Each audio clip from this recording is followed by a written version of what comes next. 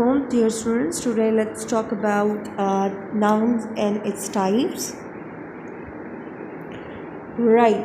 Okay. A noun is a word that refers to a person, place, or thing. Right. Now let's talk about the term things which we have used in the which we have used while defining the noun. It may sound super vague because in this case it means inanimate objects, abstract concepts and activities. Like when we refers to this term things, so what does it include? It includes inanimate objects. It also includes abstract concepts and activities. Faces and the other parts of the speech can also behave like nouns, which like over here there we have talked about gerunds. Like it structurally we do write it as present participle, which act as a verb, of course, but it we use as a noun. Like over here example is given, jogging is a fun exercise. Jogging, it's a present participle, but we have used it as, but it's functioning as a noun and we call it gerund. Okay G. Right, different types of nouns, common nouns, proper nouns, as you can see. We have to discuss certain other types like common, proper, abstract, concrete, countable, uncountable, compound, collective, singular and plural. Let's generally talk about it. Common noun, of course, used for non-specific people, place, things, or ideas even.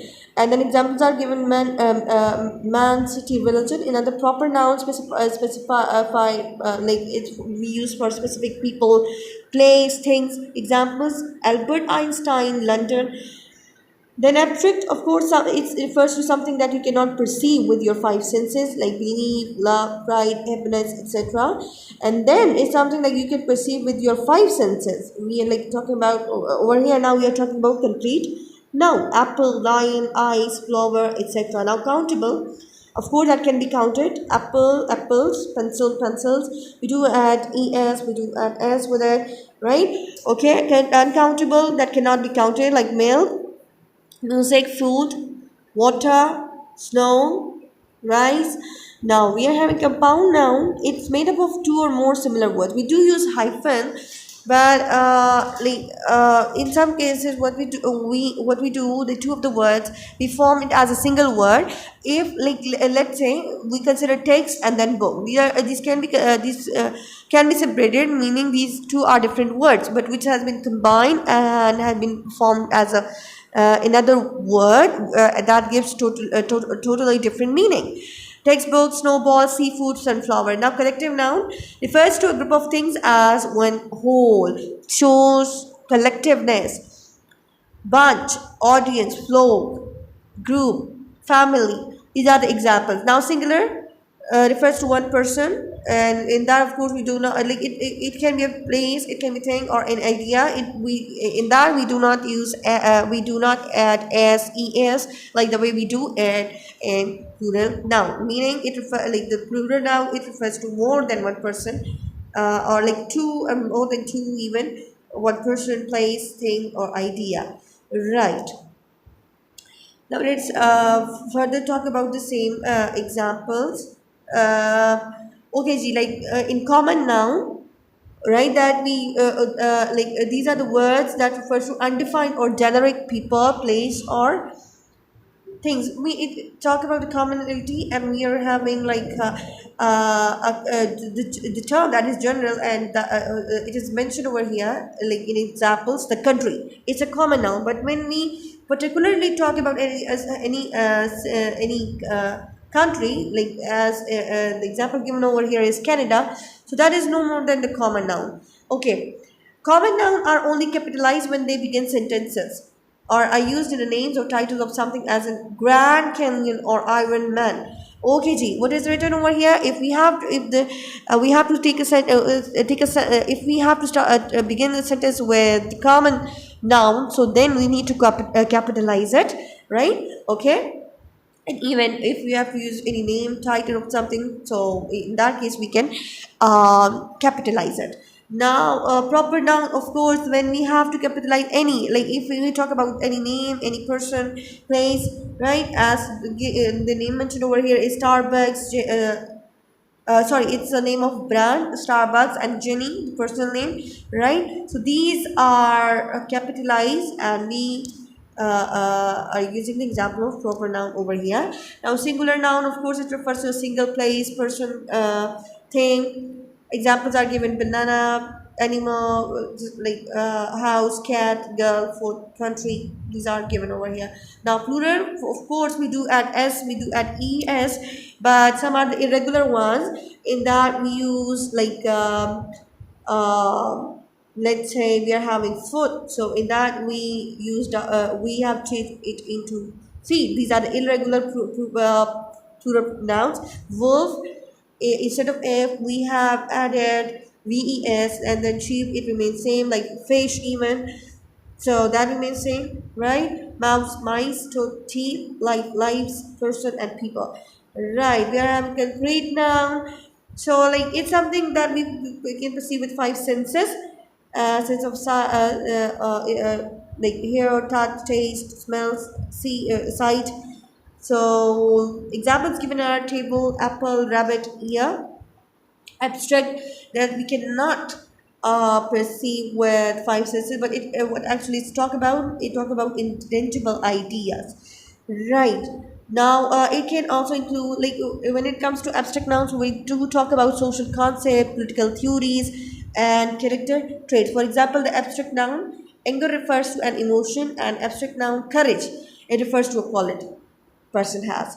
Now, abstract nouns like love, creativity, democracy. Now, collective noun, as mentioned earlier, it talks about the collect. It shows collectiveness, and collective noun refers to a group that function as one unit or performs the same action at the same time. For example, the team plays in the main gym, right? Crowd, like collective nouns, examples are given: crowd, folks, committee, a sum of money.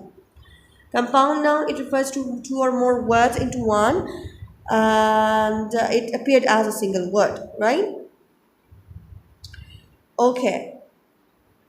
It also includes multiple words used separately or words connected by hyphens. Dry cleaning, jack in the box, toothpaste, haircut. Like some of them we use with a hyphen, some of them we do not use with a hyphen, and we do use it as a single word. Ice cream, potato chip. Okay, then we are having countable, of course, that can be counted. Mentioned earlier, like examples are given: 10 pennies. Okay, G. Rabbit, ear, these all can be counted. Now, uncountable, that cannot be counted. And it also we call as mass noun. Okay, examples given are salt, seafood, luggage, advice. Now, neuter noun, and like if we are talking about the neuter noun, so in that we need to talk about these ties that has been made on the basis of the on the basis of gender. Okay, gender is distinction according to sex, so like that is the neuter noun which has been described. It's a gender, and then it has been further said that it's a distinction. Gender is a distinction according to sex. Okay, nouns and pronouns may be of the masculine, the feminine, and neuter gender. Now, masculine gender, a noun or pronoun denoting a male being, that we call masculine gender. For example, Joseph, boy, cockerel, bug, footman, and others of the other examples are given. Then we are having feminine gender, a noun or pronoun denoting a female being, right? Like girl, Julia, hen, waitress, maid, doe, spinster, matron, aunt, and another one is neuter gender. A noun or pronoun denoting a thing without animal life is of neuter gender. Okay, like we cannot particularize, like the way we have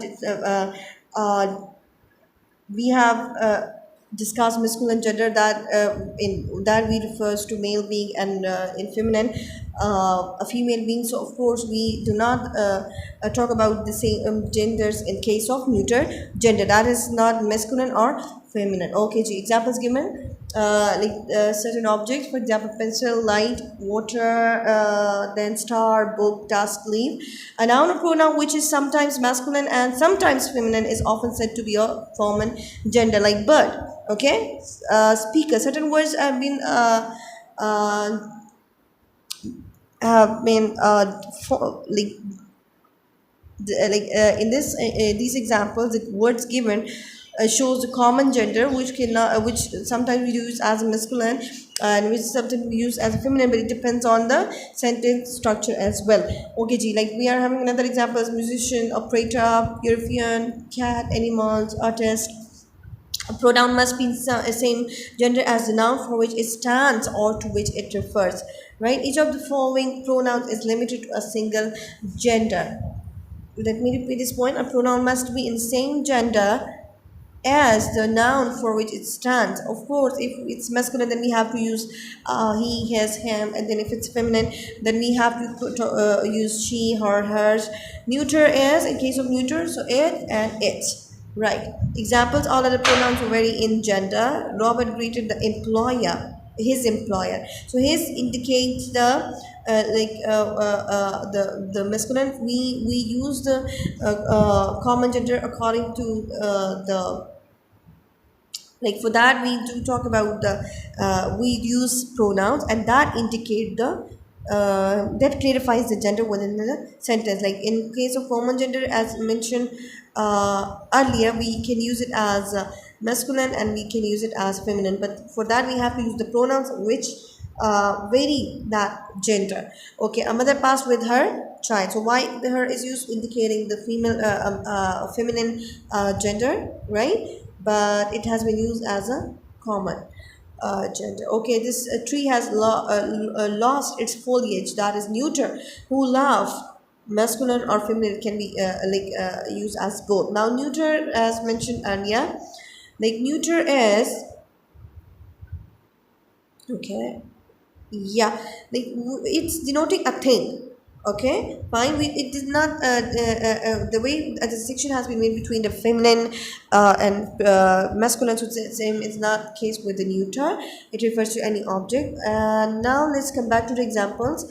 Okay, G. This tree has lost its foliage, and now another example. We have used like common gender. It's talking about the common gender. Sometimes we use it as a masculine, or sometimes we use it as feminine. Okay, how do you do? How do you do? So like again, masculine or feminine. That is, talks about the common gender. Okay, they have disappeared. Again, it can be as like masculine, feminine, or even neuter. I don't care for either masculine, feminine, and again, we are having like neuter as well. Okay, G. Neuter noun may become masculine or feminine by personification. Right? Then certain examples are given. Thou who didst waken from his summer dreams, the blue Mediterranean. It's Shelley, Percy Busher Shelley has written these lines. Okay, right, like it is written, we the neuter noun, if we use it, may become, it sometimes may, like it may become masculine or feminine, but how when we personify like when we personify it, or like, it's by personification. We can use neuter noun as masculine and feminine. Okay, ji, thou who didst waken from his summer dreams, the blue Mediterranean, stern daughter of the voice of God, oh duty. Then it's Wordsworth who has written it. Okay, nature from her seed, sign through all her works, gave signs of woo. It's John Milton who has written these lines. Okay, in speaking of certain objects such as ship and moon, it is customary to use she and her in like manner. He is used in speaking of such of sun and of the most animals without reference to sex, although it often designates an insect or other small creatures and even a very young child. Right. Further, we are having like who and which are both used in referring to the lower animals, which is the commoner, but who is not infrequent, especially if the animal is thought of as an intelligent being. Thus, one would say the dog, which is for sale, is in that kennel, even if one added he is a collie, but which would never be used in such a sentence as I have a dog who loves children. The gender of masculine and feminine nouns may be shown in various ways. Then examples are given like father, mother, husband, wife, uncle, aunt, king, queen, monk, nun, wizard, witch, lord, lady, horse, mare, gender, goose.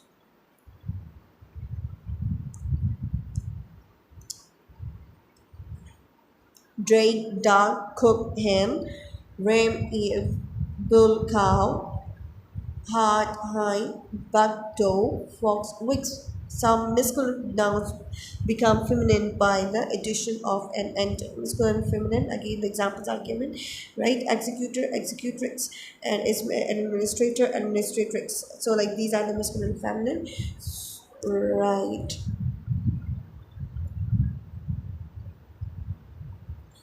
The feminine gender is often indicated by ending ess, right? Then we have discussed like certain feminine gender. We do add ess with it, like governor, governess. Then the next one, chainman, silk woman, foreman for women, laundryman again, laundry woman. So this is there how we have discussed that how to make masculine and feminine. Okay, Jane, that's it.